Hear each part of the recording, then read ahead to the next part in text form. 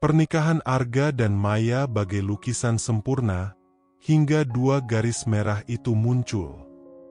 Sebuah pesan singkat, yakin itu anakmu, mengoyak selubung kebahagiaan, menanamkan benih kecurigaan mematikan. Langit Surabaya sore itu selalu memiliki pesona tersendiri, dengan semburat jingga yang memudar perlahan digantikan bias lampu-lampu kota yang mulai menyala. Dari balkon apartemen di lantai 20, Arga Pratama memandang hiruk-pikuk di bawah sana dengan seulas senyum tipis. Di sampingnya, Maya Ayuningrum, istrinya yang 2 tahun ini mengisi setiap sudut hatinya, menyandarkan kepala di bahu Arga. Rambut hitamnya yang panjang dan berkilau berayun lembut diterpa angin sepoi, menebarkan aroma melati yang selalu Arga sukai. "Cantik sekali senjanya, ya mas?" bisik Maya, suaranya selembut belayan sutra. Arga mengangguk, mendekap pinggang ramping Maya lebih erat. "Seperti kamu, sayang. Selalu indah." Maya tertawa kecil, tawa yang dulu selalu mampu meluluhkan setiap beban di pundak Arga. Mereka adalah gambaran sempurna pasangan muda yang sedang dimabuk asmara. Di media sosial, foto-foto mereka selalu dibanjiri pujian. Pernikahan impian, pasangan serasi, kebahagiaan yang tak tertandingi. Arga, seorang kepala tim marketing yang cemerlang di sebuah perusahaan konstruksi besar, dan Maya, seorang desainer grafis freelance yang bekerja dari rumah, melengkapi citra itu. Setiap pagi, Arga berangkat kerja dengan semangat membara, mengetahui ada Maya yang menanti di rumah. Setiap malam, pulang ke pelukan Maya adalah hadiah terindah setelah seharian berjibaku dengan angka dan target. Hidup mereka bagai lukisan cat minyak yang selesai sempurna. Warna-warna cerah, setiap detail dipahat dengan teliti. Arga mengingat hari pertama mereka bertemu di sebuah pameran seni, bagaimana mata Maya yang jernih memancarkan pesona tak terbantahkan. Senyumnya yang tipis namun mampu membuat jantungnya berdebar tak karuan. 2 tahun pacaran, kemudian keputusan untuk mengikat janji suci. Segalanya terasa begitu alami, begitu ditakdirkan. Tidak ada keraguan, hanya keyakinan yang mengakar kuat. Di mata keluarga dan teman-teman, Arga dan Maya adalah pasangan ideal. Orang tua Arga selalu memuji Maya yang anggun dan santun. Orang tua Maya menyayangi Arga yang lembut dan pekerja keras. Komunikasi mereka lancar, jarang sekali ada pertengkaran hebat. Kalaupun ada sedikit gesekan, selalu bisa diselesaikan dengan obrolan hangat di bawah selimut atau ciuman lembut di kening. Bagi Arga, Maya adalah duniaya, pusat gravitasi yang membuat hidupnya tetap pada jalurnya. Ia mencintai Maya dengan segenap jiwa, dengan segala kelembutan dan kekuatan yang ia miliki. Ia percaya, tak ada rahasia di antara mereka. Tidak akan pernah ada. Malam itu, setelah makan malam, Maya dengan lembut memijat pelipis Arga yang sedikit pening setelah seharian bekerja. Jemari lentiknya menari di kulit kepala Arga, mengirimkan gelombang relaksasi. Arga memejamkan mata, menikmati sentuhan itu. Aroma melati dari rambut Maya memenuhi indera penciumannya, menenangkan. "Mas Arga pasti capek sekali hari ini," bisik Maya. "Istirahat ya, sayang."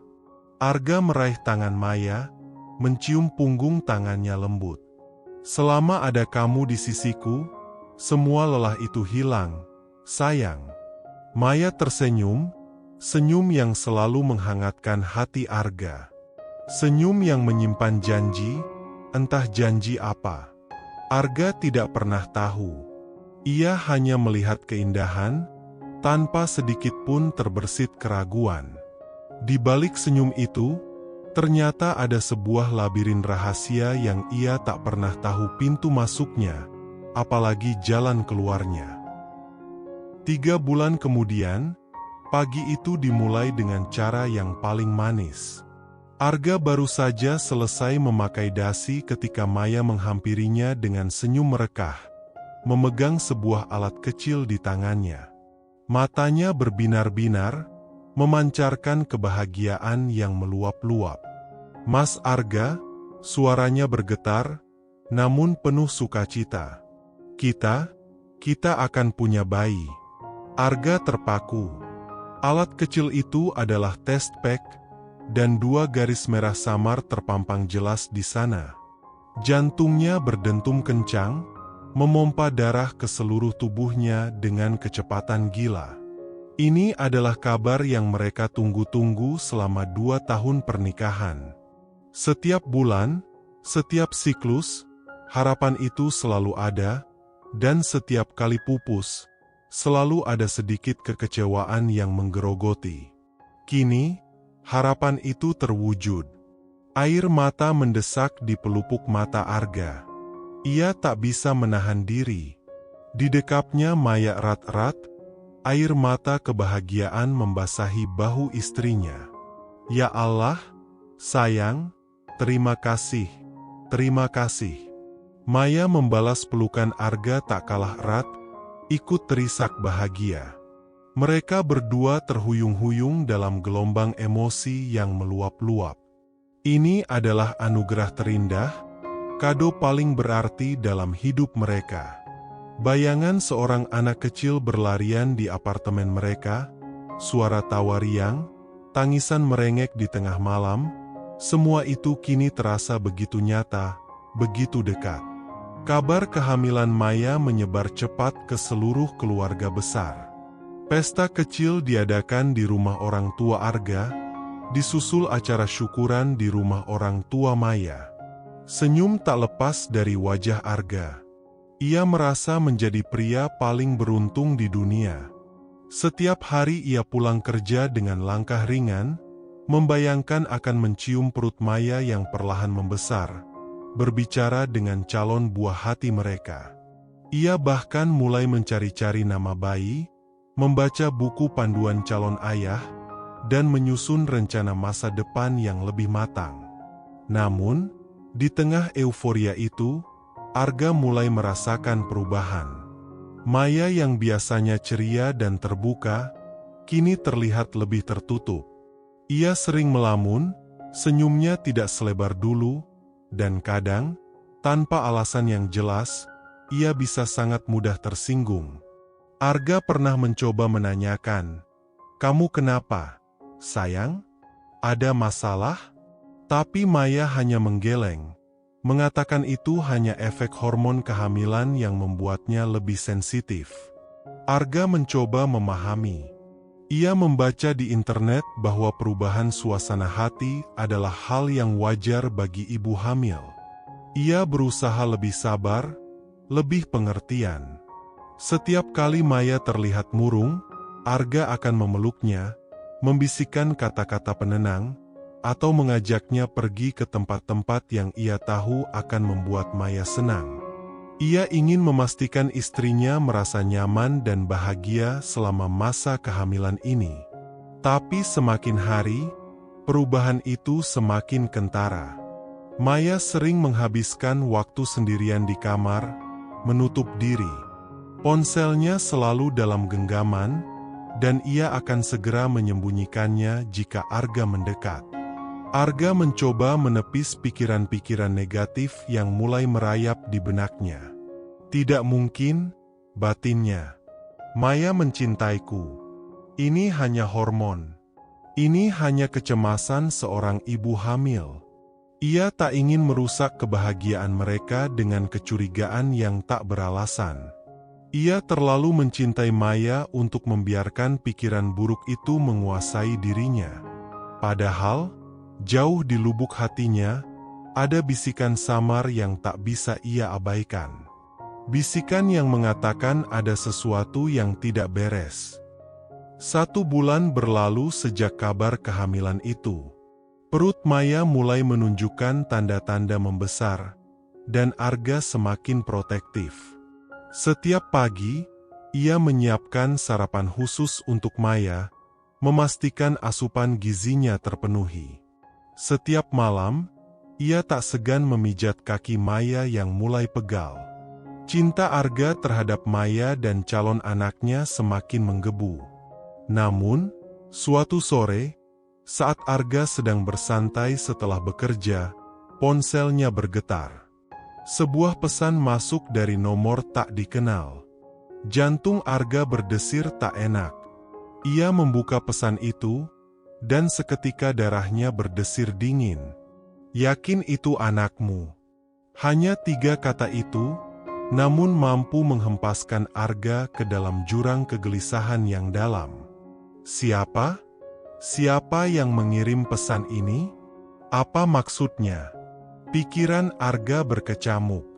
Berulang kali ia membaca pesan itu, mencari celah, mencari arti lain. Tapi tak ada. Kata-kata itu jelas, menusuk, dan penuh makna tersembunyi. Arga mencoba menepisnya. Mungkin itu hanya orang iseng, atau salah kirim. Ia menghapus pesan itu, berusaha melupakannya. Tapi bagaimana bisa? Kata-kata itu terus bergaung di telinganya, menggerogoti setiap sudut ketenangannya. Ia melirik Maya yang sedang asyik bermain ponsel di sofa. Senyumnya samar, jari-jarinya menari cepat di layar. Entah mengapa, pandangan itu kini terasa berbeda. Ada lapisan tipis kerahasiaan yang baru Arga sadari. Sejak pesan misterius itu, Arga mulai memperhatikan Maya lebih teliti. Kecurigaan, yang tadinya hanya bisikan samar, kini mulai tumbuh menjadi benih-benih yang perlahan berakar di hatinya. Ia menyadari bahwa Maya semakin sering memegang ponselnya, bahkan saat makan malam pun ponsel itu tak lepas dari genggaman. Jika Arga mencoba mendekat, Maya akan buru-buru membalikan layar atau menaruhnya di bawah bantal. "Kenapa, sayang? Ada apa?"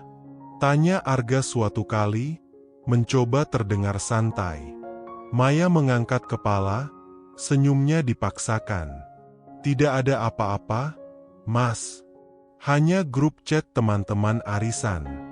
Arga mengangguk, namun matanya tak luput menangkap gerakan cepat Maya yang menghapus notifikasi di layar. Hatinya mencelos. Untuk apa dihapus jika itu hanya grup chat arisan? Kemudian, ada kebiasaan baru Maya yang membuat Arga semakin resah. Maya sering keluar rumah tanpa penjelasan yang jelas. Kadang ia bilang ingin bertemu teman lama, kadang bilang ada janji dengan klien freelance-nya.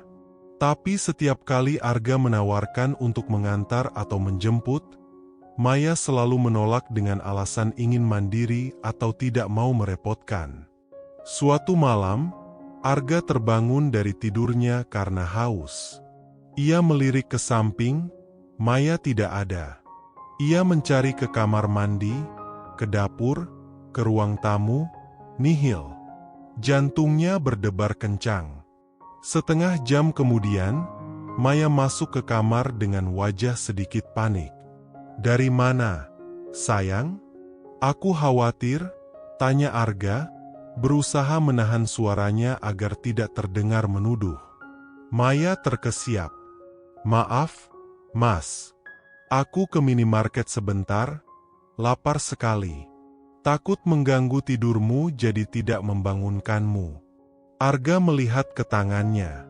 Tidak ada kantong belanja, tidak ada apapun.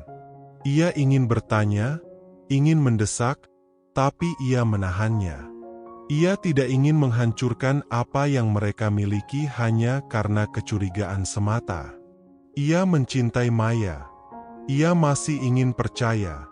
Namun, benih-benih curiga itu kini telah tumbuh menjadi tanaman berduri, menusuk-nusuk hatinya perlahan. Arga merasa sesak. Ia tahu ada sesuatu yang disembunyikan, sesuatu yang besar, tapi ia tak punya keberanian untuk menghadapi kebenaran itu. Pagi itu, Arga berangkat kerja dengan beban di hati. Rasa penasaran dan kecurigaan yang menumpuk membuat tidurnya tak nyenyak. Di kantor, ia berusaha fokus pada pekerjaannya, tapi pikirannya terus melayang pada Maya. Ia mencoba mencari cara untuk mengetahui kebenaran tanpa harus menyakiti Maya. Saat makan siang, Arga memutuskan untuk mencari makan di luar kantor. Ia memilih sebuah kafe kecil yang agak jauh dari keramaian, berharap bisa menikmati makan siangnya dengan tenang. Namun, saat ia melangkahkan kaki masuk, pandangannya membeku. Di salah satu sudut, di meja dekat jendela, duduklah Maya.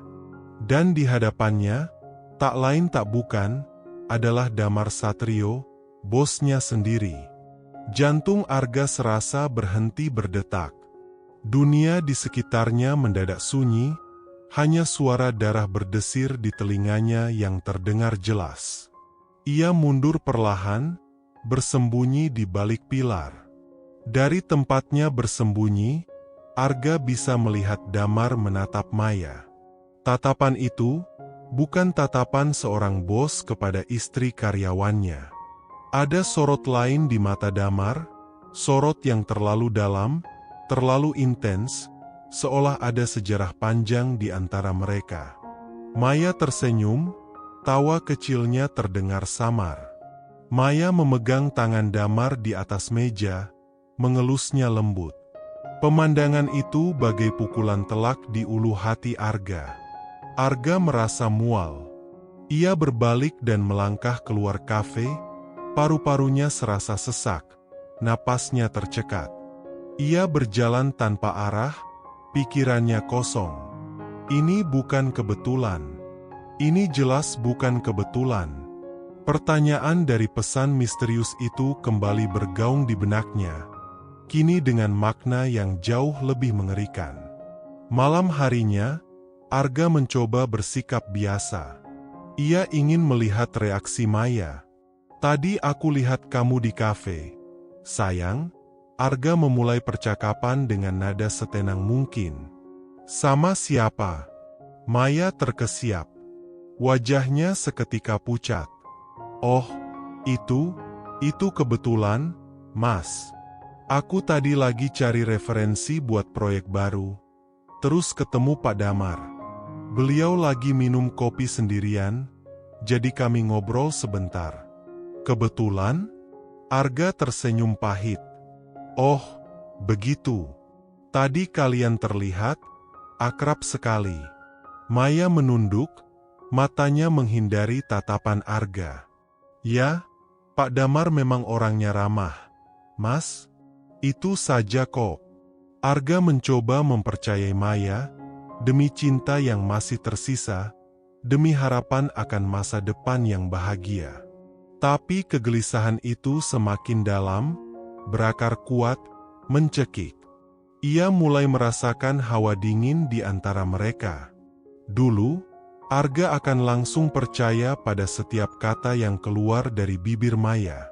Kini, setiap kata itu terasa mengandung kebohongan, seperti racun yang perlahan menggerogoti jiwanya. Di kantor, Arga tak sengaja berpapasan dengan Santi, rekan kerjanya yang baik hati. Santi, 27 tahun, adalah wanita cerdas dan empatik, sering menjadi tempat curhat Arga tentang masalah pekerjaan. Santi menyadari perubahan pada diri Arga, yang kini tampak lebih murung dan sering melamun. Arga, kamu kenapa? Ada masalah? Tanya Santi, suaranya lembut dan penuh perhatian. Arga terdiam sejenak, lalu menceritakan sebagian kecil dari kegelisahannya. Ia tidak menyebutkan nama Damar, hanya mengatakan ia mencurigai istrinya. Santi mendengarkan dengan saksama. Arga, jangan biarkan dirimu tenggelam dalam keraguan. Kamu harus cari tahu kebenarannya. Menutup mata terlalu lama hanya akan melukaimu lebih dalam. Kata-kata Santi bagai tamparan keras bagi Arga. Ia tahu Santi benar. Ia tidak bisa terus-menerus hidup dalam bayang-bayang ketidakpastian ini. Ia harus menemukan kebenaran, sepedih apapun itu. Malam itu, Arga tak bisa tidur. Kata-kata Santi terus berputar di benaknya. Ia harus mencari tahu. Ia harus menghadapi kebenaran. Ia beranjak dari tempat tidur, melirik Maya yang sudah terlelap. Sebuah ide melintas di benaknya. Laptop Maya. Dengan tangan gemetar, Arga mengambil laptop Maya yang tergeletak di meja samping tempat tidur. Ia tahu kata sandinya, karena Maya tak pernah merahasiakannya. Jantungnya berdebar kencang, antara takut dan penasaran. Ini adalah batas terakhirnya, garis tipis antara kepercayaan dan pengkhianatan. Jika ia menemukan sesuatu, maka segalanya akan berubah. Ia membuka folder-folder satu persatu, mencari sesuatu yang janggal. Tidak ada. Ia hampir putus asa ketika matanya menangkap sebuah folder tersembunyi yang diberi nama proyek klien. Aneh, Maya tak pernah mengatakan ada proyek sepenting ini sampai harus dibuatkan folder khusus. Dengan tangan bergetar, Arga membukanya. Darahnya berdesir dingin. Di dalam folder itu, bukan berkas proyek, melainkan kumpulan email, percakapan chat, dan bahkan rekaman suara. Semuanya antara Maya dan Damar. Arga membuka satu persatu. Setiap email yang dibacanya adalah tusukan tajam di dadanya. Setiap baris percakapan chat bagai belati yang menghunjam jantungnya berkali-kali.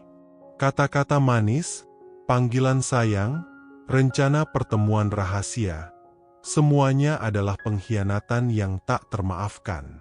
Namun, yang paling menghancurkan Arga adalah rekaman suara. Dengan tangan bergetar, ia memutarnya. Suara Maya, lembut dan manja. Sayang, apa kamu yakin kehamilan ini tidak akan jadi masalah besar? Suara Damar, penuh keyakinan. Tenang saja, sayang. Arga tidak akan curiga. Dia terlalu polos. Lagi pula, ini kan anak kita. Kita akan bahagia bersama. Suara Maya lagi, penuh kelegaan, terima kasih, sayang. Aku mencintaimu. Aku tahu kamu bisa memberiku apa yang Arga tidak bisa. Dunia Arga runtuh seketika. Laptop itu terlepas dari genggamannya, jatuh ke lantai dengan suara berdebum pelan. Nafasnya tercekat, air mata mengalir deras membasahi pipinya. Ini bukan mimpi buruk. Ini kenyataan yang jauh lebih pahit dari yang bisa ia bayangkan. Kehamilan itu, anak yang selama ini ia nanti-nantikan, yang ia cintai dengan segenap jiwa, ternyata bukan anaknya. Itu anak bosnya, Damar. Dan yang lebih kejam, mereka merencanakan kehamilan ini. Ini adalah sebuah skenario keji yang dipersiapkan dengan rapi. Arga merasa seluruh tubuhnya lumpuh. Kakinya lemas, ia terduduk di lantai dingin, merangkul lututnya, menangis histeris tanpa suara. Hatinya hancur berkeping-keping. Cinta yang selama ini ia jaga, kepercayaan yang ia pupuk, kebahagiaan yang ia bangun bersama Maya, semuanya hanyalah ilusi. Hanya sebuah kebohongan besar yang disembunyikan dengan sempurna. Aroma melati yang dulu menenangkan kini terasa menyesakkan, mengingatkannya pada pengkhianatan yang baru saja terungkap. Malam itu, Arga merasakan sakit yang tak pernah ia bayangkan ada. Sakit yang jauh lebih pedih dari luka fisik manapun.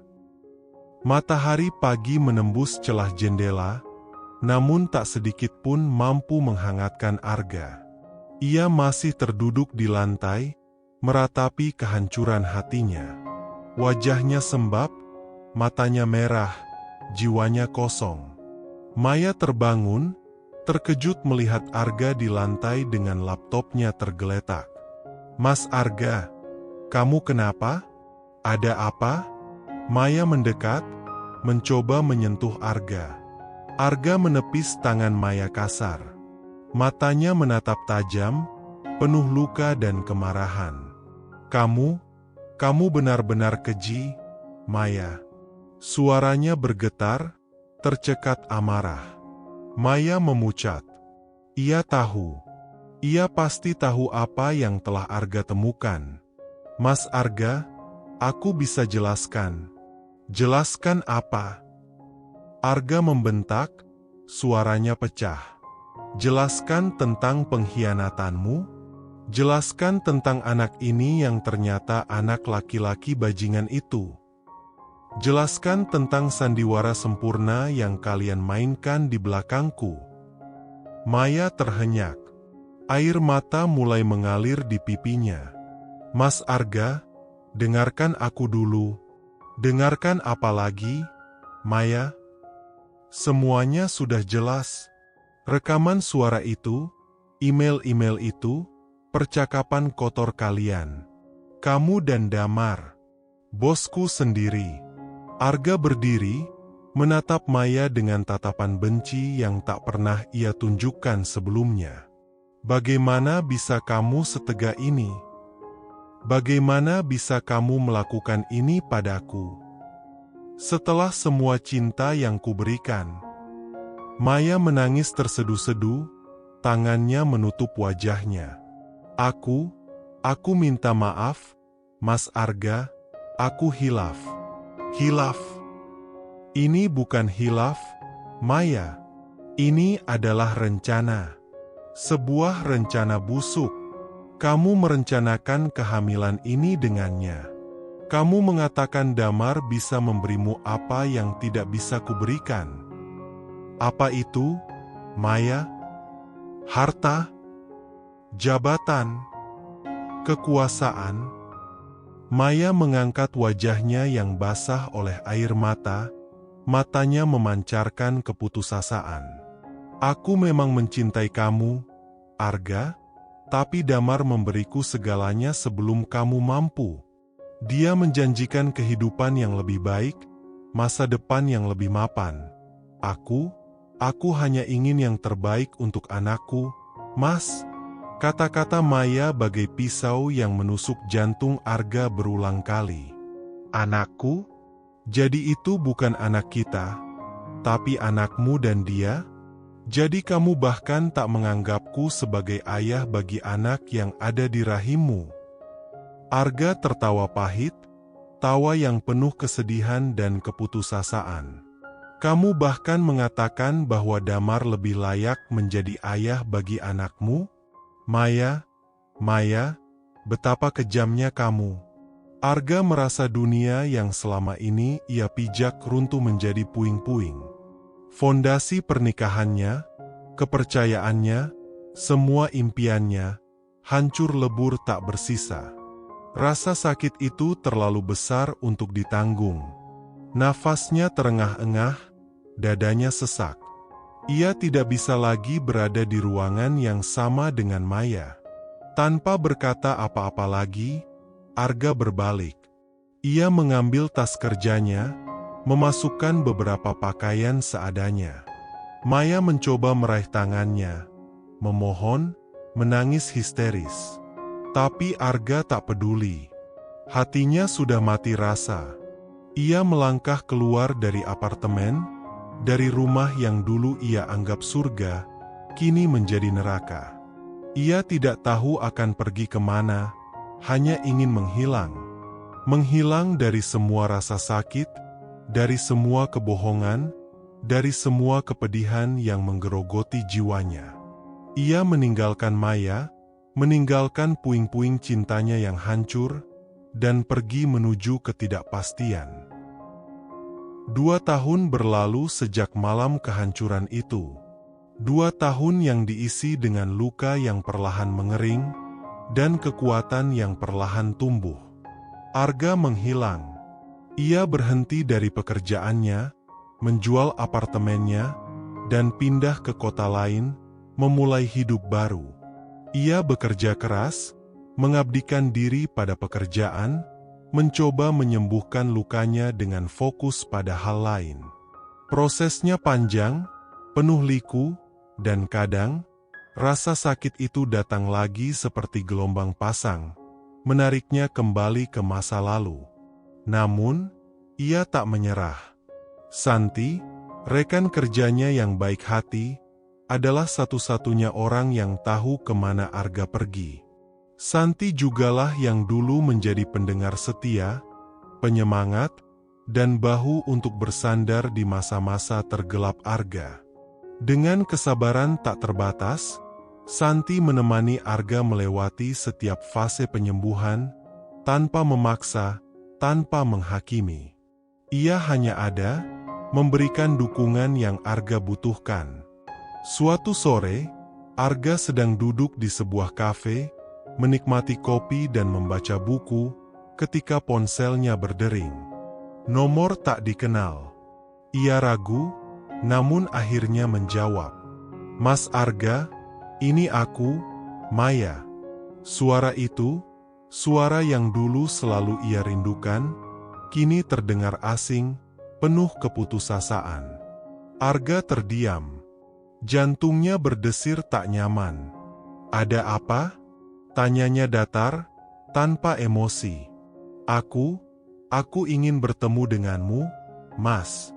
Ada yang ingin aku bicarakan." Suara Maya bergetar. Arga menghela napas. Ia tak punya keinginan untuk bertemu Maya lagi, namun rasa penasaran sedikit mengusik. Ia akhirnya setuju, menentukan tempat dan waktu yang menurutnya paling aman. Pertemuan itu terjadi di sebuah taman yang sepi. Maya datang dengan penampilan yang jauh berbeda. Wajahnya terlihat lelah, matanya sembab, dan sorotnya kosong. Aura kecantikan dan keanggunan yang dulu melekat padanya kini pudar, digantikan oleh bayangan kepedihan. "Mas Arga," Maya memulai, suaranya lirih. Aku ingin minta maaf." Arga menatapnya tanpa ekspresi. "Untuk apa?" Maya menunduk. "Untuk semuanya, untuk kebodohanku, untuk kesalahanku." Ia mulai terisak. "Aku bercerai dari Damar." Arga tak bereaksi. Ia sudah menduga. Karma memang nyata. Dia hanya mempermainkanku. "Mas," lanjut Maya, air matanya membanjiri pipinya. "Setelah anak itu lahir, dia berubah. Dia tidak mau mengakuinya sebagai anaknya. Dia bilang aku menjebaknya. Dia bahkan melarikan diri dari skandal di kantornya, dan perusahaannya bangkrut. Aku tidak punya apa-apa lagi, Mas. Aku menyesal." Arga mendengarkan. Ia tak merasakan apa-apa. Tak ada dendam, tak ada amarah yang membuncah. Hanya kehampaan. Cerita Maya tidak lagi menyentuhnya. Aku tahu aku tidak pantas. Tapi, bisakah kita kembali seperti dulu, Mas? Aku ingin Mas Arga kembali. Aku ingin Mas Arga menjadi ayah bagi anakku." Maya menatap Arga dengan mata memohon, penuh harap. Arga menatap Maya lekat-lekat. Dalam sorot mata Maya, ia melihat penyesalan yang tulus, keputusasaan yang mendalam. Namun, hati Arga tidak lagi bergeming. Luka itu sudah terlalu dalam, terlalu membekas. Ia sudah melewati masa-masa tergelapnya, dan kini ia sudah berada di tempat yang jauh lebih baik. Angin sepoi-sepoi menerpa wajah Arga, membawa aroma tanah basah dan dedaunan. Ia menatap Maya, mata yang dulu memancarkan cinta kini hanya dipenuhi kehampaan. Tidak ada lagi gairah, tidak ada lagi kemarahan. Hanya sebuah kesadaran yang dingin. "Maya, Arga berkata dengan tenang, suaranya datar dan mantap. Aku tidak akan kembali. Maya terkesiap, air mata kembali mengalir deras. Mas Arga, tolong, aku menyesal. Penyesalanmu tidak akan mengubah apapun, Maya, potong Arga. Apa yang sudah hancur tidak bisa dibangun kembali seperti semula. Ada luka yang terlalu dalam, yang tidak bisa diobati hanya dengan maaf. Arga menghela napas, sorot matanya kini lebih tegas. Kamu mencari seorang ayah untuk anakmu, Maya. Tapi aku tidak bisa menjadi ayah untuk anak yang bukan darah dagingku. Apalagi, anak itu adalah hasil dari pengkhianatanmu. Ada jeda singkat, Arga membiarkan kata-katanya meresap. Aku sudah melewati masa-masa terburukku karena perbuatanmu. Aku sudah berjuang untuk berdiri lagi. Dan kini, aku sudah bukan lelaki yang sama seperti dulu. Maya menunduk, bahunya bergetar. Jadi, tidak ada harapan sama sekali. Arga menggeleng perlahan. Tidak ada. Aku sudah melanjutkan hidupku, Maya. Aku sudah menemukan kebahagiaanku sendiri. Ia terdiam sejenak, lalu melanjutkan, aku tidak membencimu, Maya. Jujur saja, semua rasa itu sudah hilang. Yang tersisa hanya sebuah pelajaran. Pelajaran yang sangat mahal, tapi membuatku menjadi pribadi yang lebih kuat. Tiba-tiba, sebuah mobil berhenti tak jauh dari mereka. Pintu terbuka, dan Santi melangkah keluar. Senyumnya lembut, matanya penuh kehangatan saat menatap Arga. Ia menghampiri Arga, dan secara refleks, Arga meraih tangan Santi, menggenggamnya erat. Maya melihat pemandangan itu, dan sepasang mata Santi yang memancarkan ketulusan. Maya tahu, ia telah kehilangan Arga, bukan hanya karena pengkhianatannya, tetapi juga karena Arga telah menemukan seseorang yang jauh lebih baik.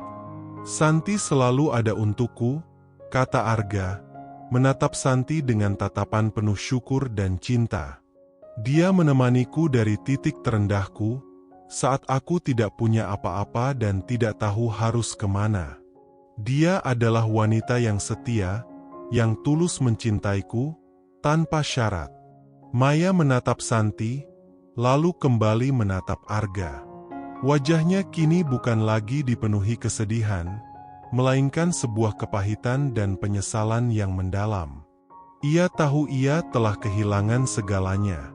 Lelaki baik hati yang pernah mencintainya seutuhnya, kini telah pergi, dan menemukan kebahagiaan sejati dengan wanita lain. Tanpa kata, Maya berdiri, berbalik, dan melangkah pergi, meninggalkan Arga dan Santi di taman itu. Bayangannya menjauh, perlahan menghilang dari pandangan Arga, membawa serta sisa-sisa kenangan pahit yang tak lagi menyakitkan.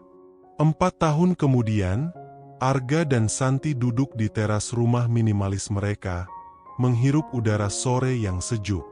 Matahari perlahan tenggelam, mewarnai langit dengan gradasi jingga dan ungu. Di pangkuan Arga, seorang bayi mungil tertidur pulas.